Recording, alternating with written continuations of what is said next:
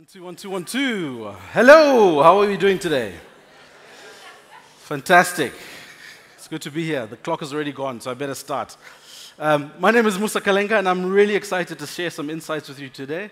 I got 15 minutes to condense what effectively is a 60-minute presentation. And the good news is that you're the first people in this world to see this presentation. So it's my brand new keynote that I'm delivering. It's called the API of Humanity. So if I was you, I'd be excited round about now. Excitement? Thank you. That's very kind of you. Who said that? Hello. Thank you for the kudos.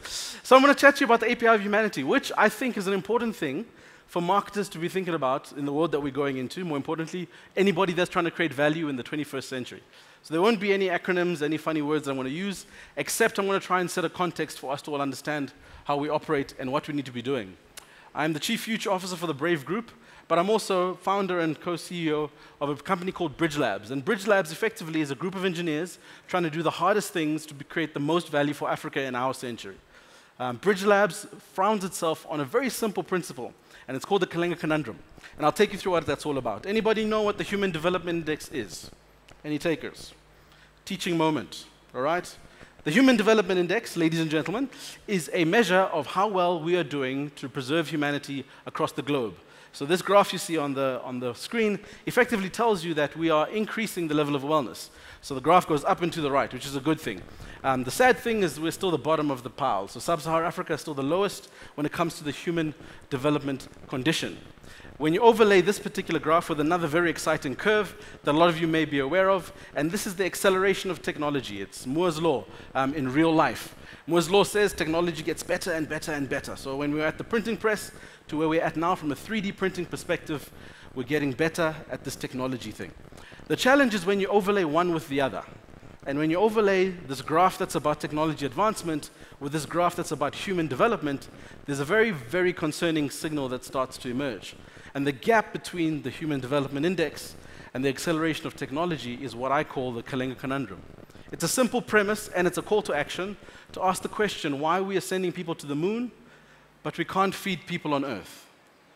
And I think what marketers and value creators in the 21st century have to understand is this is what we are all solving for. The question is how? Rwanda is known as the land of 1,000 hills. It is a very difficult country in terms of topography, and many areas are hard to reach. Traversing that terrain to get to a rural village can take hours, even though it's a very short distance. Today, if a mother is giving birth and suffers from postpartum hemorrhaging, her life is dependent on getting a blood transfusion. There are many different types of blood types. They have a limited shelf life. And the challenge is when you need blood, you need it immediately. But it is unpredictable which geography that will occur in. Hospitals that are in more remote areas can have a very hard time getting enough reliably supplied blood. The time to order and get the supplies by truck is just too late. There's no way that we can overcome the time that it takes to get anywhere during the rainy season. And people would say, okay, during the rainy season, we're just not going to make it. The best case scenario, it would take at least 4 hours. But with Zipline, we are looking at cutting that 4 hours to something like 15 minutes. It is a team of Rwandese who came together with Zipline to groom the project and to make it happen in Rwanda. Their ultimate vision is to put each and every one of those 11 million citizens within a 15 to 35-minute delivery of any essential medical product that they could need. And that's a revolutionary idea for any country in the world. The use of drones to deliver life-saving medical products can overcome the lack of road infrastructure. We need to let our imagination soar. When you have a commodity, rare in supply, that might be an unusual blood type or something like a rabies vaccine, and you need it immediately, the idea that we could use a drone to be able to deliver this to the country is absolutely brilliant. There's nothing else that could do that in that way. It is like we will no longer go around hills, but we fly over the hills.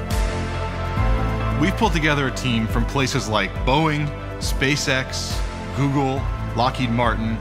And it's an honor for Zipline to partner with the government of Rwanda. We place a hub next to an existing medical warehouse.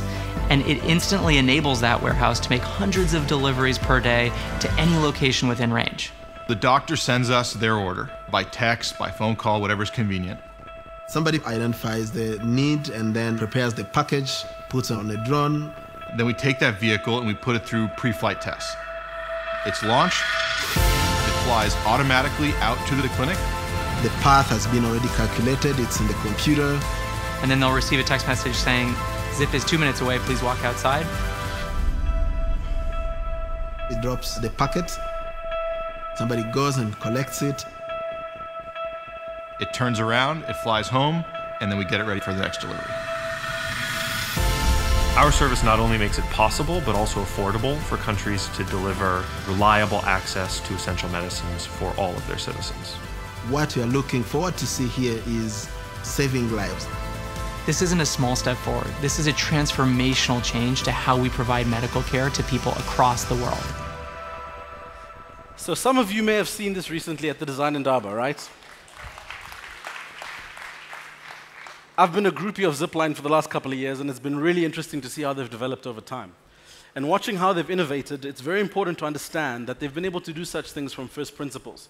And the question is, when you add so much value, how is it that you need to be thinking about the world? And I promise you this is going to be the slide with the most amount of words on it, and there won't be another one like this. But it's about understanding the economy of APIs. And for those of you that are not technical, an API is a very simple thing. An API is the ability for systems to communicate with each other, therefore creating value that is interconnected in their abilities to be able to speak to one another. An API is an interesting way in which you bring together technology to create ultimate value. An API is the reason why when I buy a new iPhone, the old iPhone asks me if the new iPhone is in the vicinity and would I like to sync to it. An API is the way we need to be thinking about marketing and creating value as we build in the 21st century. To make it even simpler, you walk into a coffee shop, for some of you who might think this is a little bit high level. When you're in a coffee shop and you ask the question to the person that is creating coffee, and you give the example to the barista, I'd like to get a flat white. The barista takes your information, goes back to the guy who's making the coffee, and he gives them the instruction. Once your flat white is done, he takes it and gives it to you. The barista in that particular instance was the API. He was the information conduit that allowed it to be possible. And so this happens in the way we consume film, in the way we consume music, and everything that we consume, to such an extent that we don't even start to differentiate when it's an API or when it's an organic experience. So if you take the role of a marketer or yourself, and you put yourself squarely in the middle of this environment, and we ask yourself, what is the API that marketers need to build, not only with themselves, but within the communities they need to serve, for them to drive value in the 21st century? It's a very important question because we all have a collective responsibility to solve for something that we inherited. It wasn't really our problem. We all understand that Africa's got a very unfortunate historic background, and we know that the world has advanced to the extent that Africa could be considered to be a little bit behind the curve. I did a little bit of a calculation, and I estimate, let's call it 200 years, that Africa has to catch up to be able to compete in the age of augmentation. We have to ask ourselves some questions around what it is that we need to do to build APIs to make sure that happens. I wrote a book that speaks about ladders and trampolines. And a ladder is incremental growth, and a trampoline is exponential growth. Marketers have to think about things in exponential terms because we have to achieve in 10 years what has been done to us over 200 years. The question is, where do we start? So let me take you into the future. Let's say I put you in a time machine and take you to 2029. I have 2 children. My daughter is 2, and my son is 6. So at that point, they'll be respectively 16 and 12, right? That's the numbers. And imagine at that particular point, they were solving for the most complex challenges in the world, and they chose the wonderful field of marketing. And in 2029, I told them to find a group of friends. The likelihood is that find a very diverse bunch of people. Imagine a girl by the name of Kizzy, born in South Sudan, happens to be a Muslim, but now living in London. She'd also be partnered with a gentleman called Adi Shankar, born in New Delhi, raised in Tanzania, and now living in Nigeria. And imagine a lovely lady, atheist, female, called Imani. Now Imani, she was born in Egypt, obviously, but now she lives in Australia. And then who can forget Tana, my favorite friend. Tana was born in Zimbabwe, raised in Mali, now lives in Parkhurst, Johannesburg. Now this is the collection of marketers of the future. Let's call them the Fantastic Four. And we tell them, build the bank of the future in the 5th industrial revolution. Ooh. So all of us are grappling with the 4th industrial revolution, and their challenge is solve for the bank of the future in the 5th industrial revolution. How do you think they're going to start tackling this problem? The first thing is, let's ask ourselves, how do they find each other? A lot of you are employed by organizations that use a thing called Myers-Briggs. It's an assessment of competency. It's a number of questions that then classifies 1.9 billion human beings into 16 categories, which is a bit random. But you are found through this test that was assessing your level of competency. And I put it to you that when these guys are trying to find each other, they're likely not looking for competency. They're looking for cooperability, the ability to work together. And marketers of the future, yes, you can have competency, you can understand SWOT and the 6 Ps or whatever it may be, but it's going to be more important how well you work with people that don't look like you, don't sound like you, and are fundamentally different from you. Here's another question. Where would they live?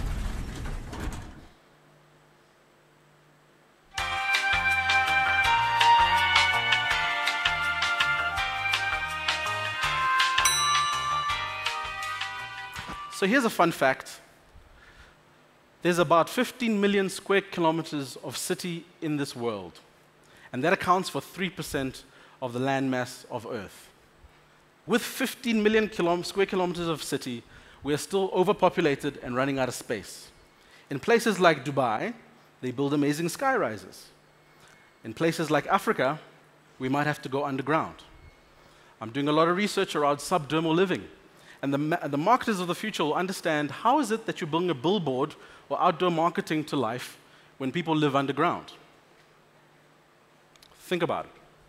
The only thing you need to survive underground is sunlight. So you can create food, and we could have photosynthesis so that the plants can continue to grow. And as we start to understand that the future may be vastly different to what we need to know, we start to think differently as marketers.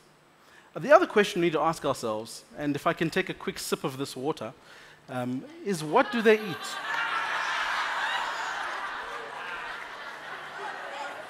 It's exquisite.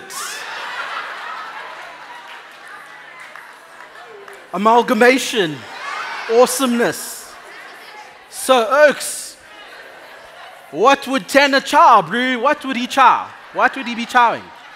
Tanner would be chowing plants, bro. Chowing plants. Sugar-free, no cholesterol. He'd be chowing reduced calories.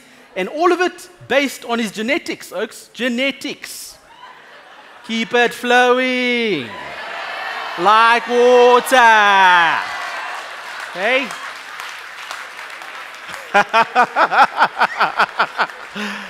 Ooh, I'm running out of time, guys. Shh, I'm running out of time.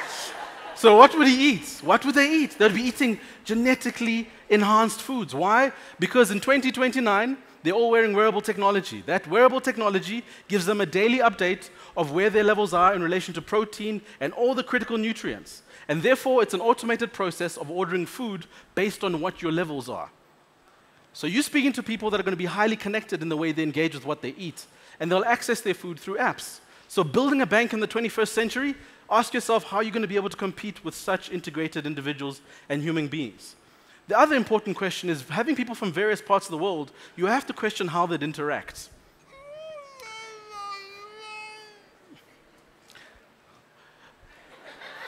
My recent visit to Harvard Business School, where my CTO did a presentation, we found something very interesting. There's some wearable tech now that has been developed at Harvard that effectively allows you to put on something, go to sleep, dream about something, record it on a USB, and play it back to yourself the next morning. The technology exists. The technology exists. So when you think about empathy, and you think about working with people that are different from you, the ability to understand honestly where they're coming from will be very important in the age of augmentation. The technology for you to be able to interpret and add empathy to your approach is going to be with us by 2029. It's also important that geography becomes irrelevant. Being able to divide yourself into, or being able to broadcast yourself to multiple places is really easy and really simple. I put it to you that they'll be able to build the bank of the future by conducting many tests. These tests will be informed by all the games that they play. The Fantastic Four, Imani, Tanner, Kizzy, and Adishankar will all have played games all their lives. They'll be playing games that allow them to test theories and pivot quickly. How does Mario Brothers work? Jump over this log and you die. Jump over the log next time, you won't die. It's a series of tests that are systematic ways in which you can create and test ideas rapidly and advance yourself through this environment. So all of these are existing APIs. They're all ways human beings integrate into the world around them. And so as Africa's journey to be able to leapfrog and actually close down a 200-year gap, we need to figure out what the APIs are going to be required as marketers to be able to get there. The quick summary is that there are a number of changes that we have to make to be able to create the trampoline that we require.